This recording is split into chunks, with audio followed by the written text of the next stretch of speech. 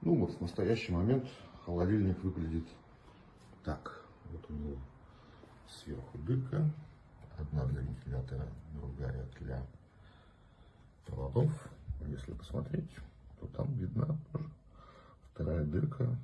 Я уже там поставил фильтр для защиты от пыли. Ну, еще его придется пропылесосить. Тут еще видны какие-то моменты.